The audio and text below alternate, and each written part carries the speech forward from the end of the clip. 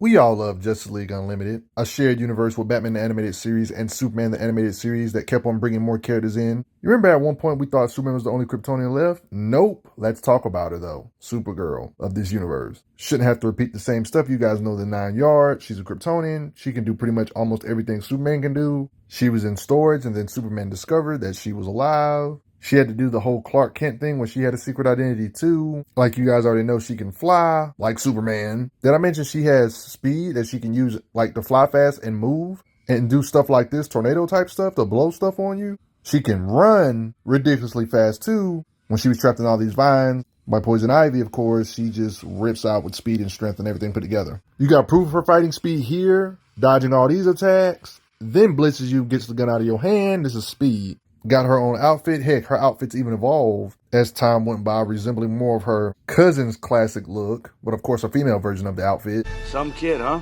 Today's her 21st birthday. She got the zoom in vision, aka super eyes, to where she can see stuff from far away, even stated. The bus is just a mile away. How do you know? And x-ray vision. Of course, she has heat vision like Superman, which gives her blast power. Fighting beings that can produce flame.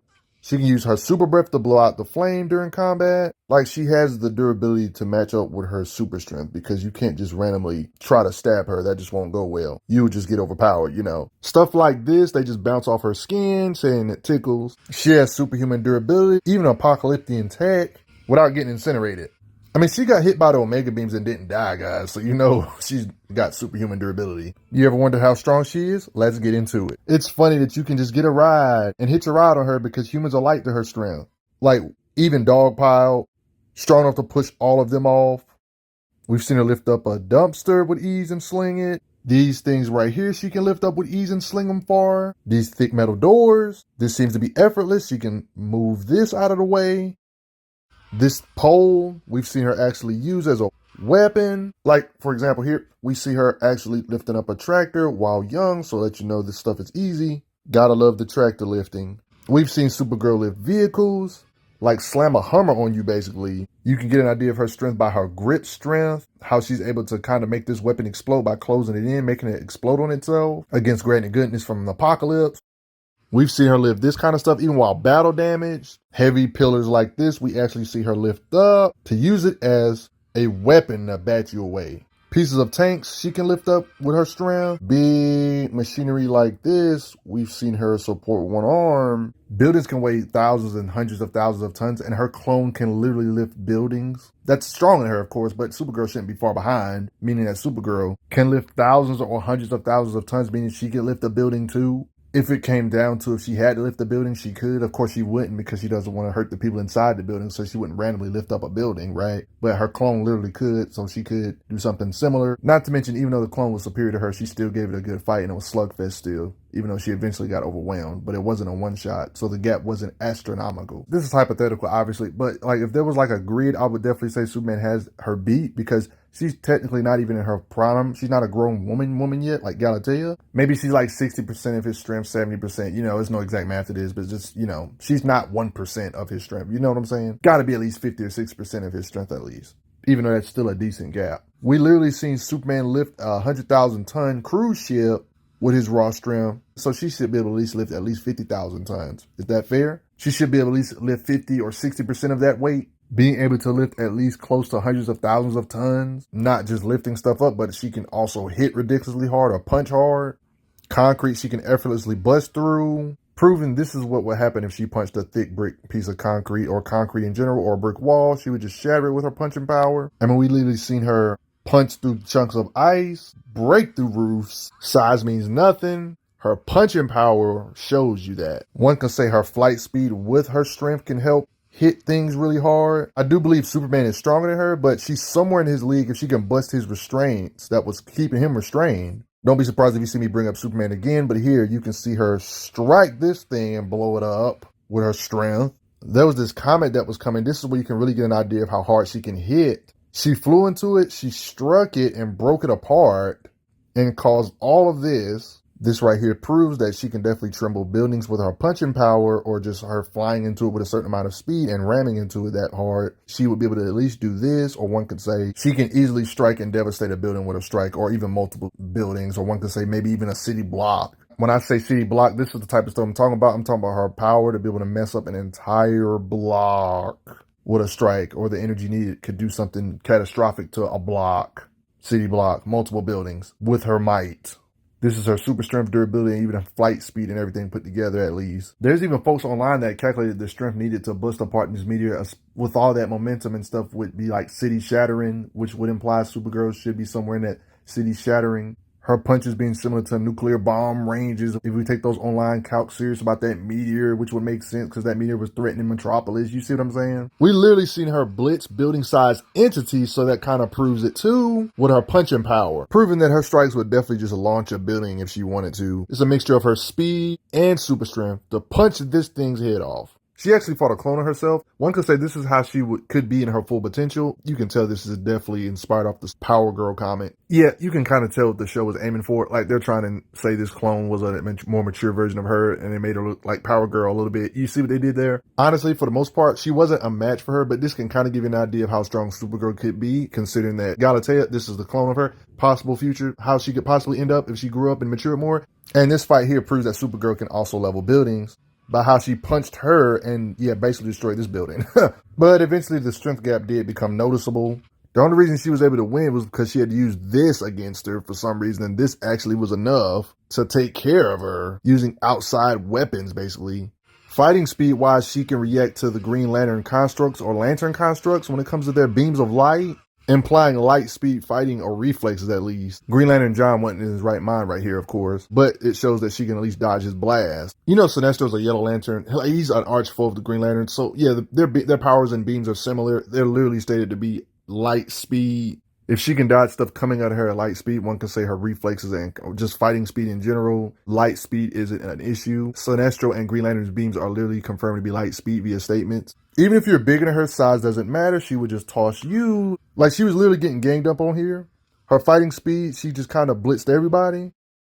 And you see her dodging, just parrying attacks with her combat speed. So she has reflexes. Like, this junk ain't no joke. I'm talking about team-up blasts. All at the same time, she was punching the attacks back despite them teaming up on her. So you probably have respect for Supergirl. I've already talked about how she can tremble the entire city, or even one could say devastate the entire city with her punches, or her punches simply feeling like an entire city landing on you, nuclear bomb type status. What if I told you she's more impressive than city trembling might or nuclear bomb level might? Like, sure, having the strength to tremble an entire city or split it in half, punching it so hard or sinking it is still impressive, right? But Superman, along with Green Lantern, they worked together to move the entirety of the moon. Yes, this was a two-hero effort. Green Lantern John Stewart helping him out here, but like, it's one of those things where we can't just assume she can do it just because he can, because he's strong or whatever. But what we can assume is if he can lift the moon this size, then technically, even if we assume she couldn't lift this same amount of weight,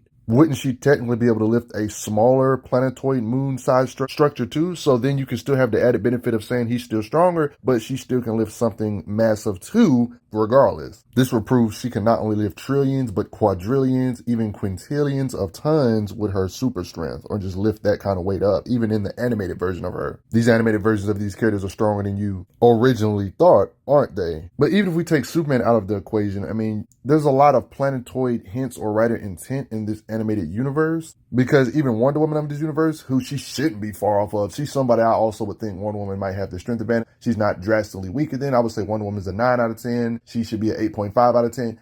7, shouldn't be that far off anyway. And notice how Wonder Woman of the DCAU casually talks about, oh, it felt like I got hit by a whole planet. So it lets you know, like, this planetary type of stuff isn't really just uncommon. There's a possibility, thanks to the newer content, how the timeline works with Justice League Unlimited, but this newer movie added some more lore on these characters we've already seen. One can say retconning all we thought we knew about their limits, because even though I agree that Superman of this universe is above her, the gap isn't so astronomical to where if her punches hit him, she still can harm him still.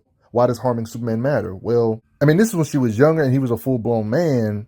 She took hits from him, and she can hurt him saying, ouch, after the hit. Like, yeah, I'm not trying to say she's completely equal, but, like, she's younger. He's a full-blown man here. Imagine when she's, like, his age. Like, you guys know how small the Earth is compared to the sun, right? What if I told you Superman's body can withstand stuff that can destroy the freaking sun? Destroy their sun. We destroy the sun. The eye. It contains all the power of the Lantern's battery. It will rip that infernal star apart. So we literally thought they was only city shattering when they're actually planet busters at this point. Because we literally see her punches can affect Superman. Right here it's implied she can punch and hurt Darkseid. They even say it, remind us not to make you angry, Supergirl, messing up the mightiest men in the universe plans with one punch. And like, we didn't see Supergirl in this movie. Like, I will admit, so this is basically just assuming that she can still harm him in the events of this movie. Like, she's probably gotten stronger as time went by too, because this is like way past the events of all these events. Even if you say she's weaker than Superman, she's not a million times weaker. Even if we assume she's 1% of his power, that would still be more than enough. Just being able to harm Superman when his body can withstand stuff like that, that's way more than earth-shaking or earth-destruction type of might. Like, trembling and destroying Earth would actually be cake at this point. Destroying planets way bigger than Earth would be way more believable. Like, I want you guys to understand how crazy this is. Like, you see the planet Earth, you see Jupiter, and you see how small that is to the sun. Like, yes, she has to be able to bust Jupiter, huge planets, even possibly smaller stars. She can devastate with her might, or her punches would feel like a star landing on your face or a star going supernova in your face. Not to mention, we don't know how exactly Supergirl has matured in the events of this movie. For all we know, she can be looking similar to how Galatea looks at this point. We really don't know. Justice League have their own version of Power Girl, but this is never explained on how this is even possible. Is this Galatea? Are her and Galatea related to one another?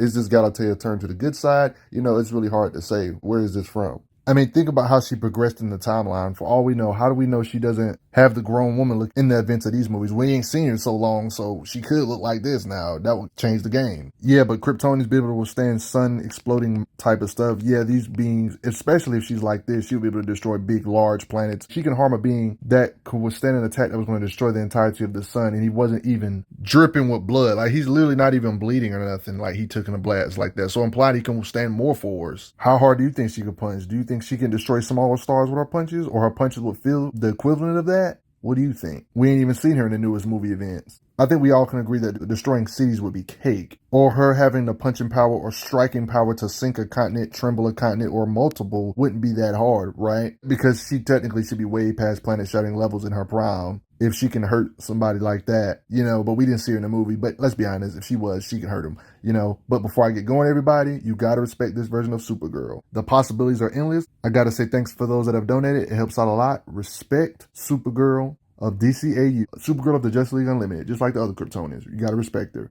I'm glad you are enjoying your time on the channel. Make sure you check out the playlist on the channel to see other How Strong videos. If you like what this channel is offering, make sure you hit that subscribe button, and I will see you guys later.